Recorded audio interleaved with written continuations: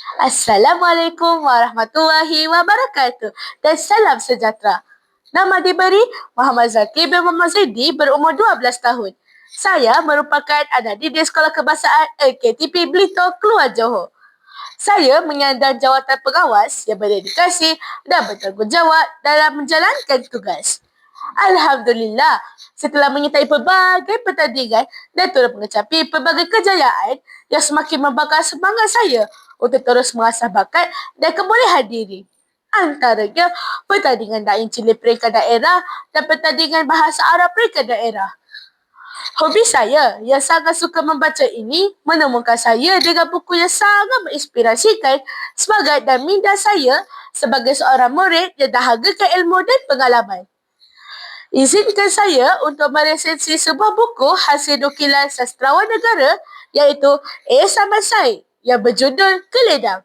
Buku ini diterbitkan oleh Wira Bukit Sendirian Berhad pada tahun 2008 dengan halaman sebanyak 171. Pergi ke sawah menanam padi. Padi masak dituai bersama. Pantun dibuka sebagai budi.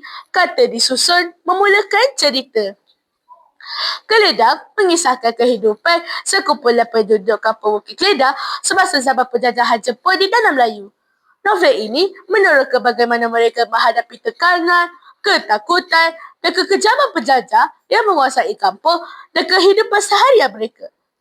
Anak-anak kehilangan bapa, isteri kehilangan suami dan keluarga terpisah tanpa khabar berita menjadi gambaran ngeri kepada pembaca.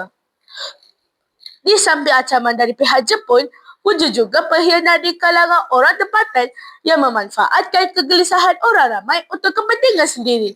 Meski begitu, sebahagian penduduk tetap menunjukkan semangat tabah, solidariti dan tekad mempertahankan maruah serta masa depan sambil cuba meneruskan hidup dalam keadaan serba tidak menentu.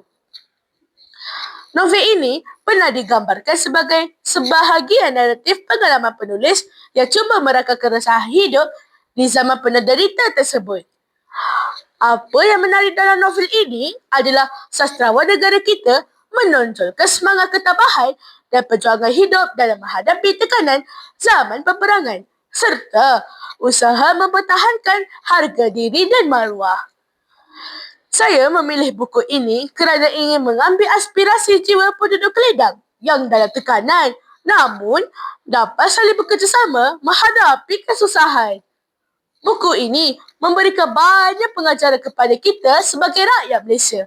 Kita menanamkan ketabahan jiwa dalam hidupan dan juga ketahanan emosi penting ketika menghadapi ujian besar. Dalam buku ini, terdapat unsur perbuatan mengkhianat bangsa sendiri, memberi impak negatif kepada masyarakat. Di samping itu, kita sebagai murid yang mendapat pendidikan di Malaysia perlu sentiasa menyemai sikap cinta patriotisme kerana kita adalah waris yang akan memimpin negara kita satu hari nanti.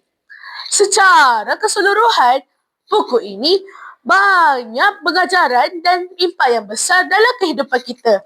Akhir kata daripada saya, membaca amalan mulia dan marilah kita sama-sama memartabatkan budaya membaca dalam kehidupan kita.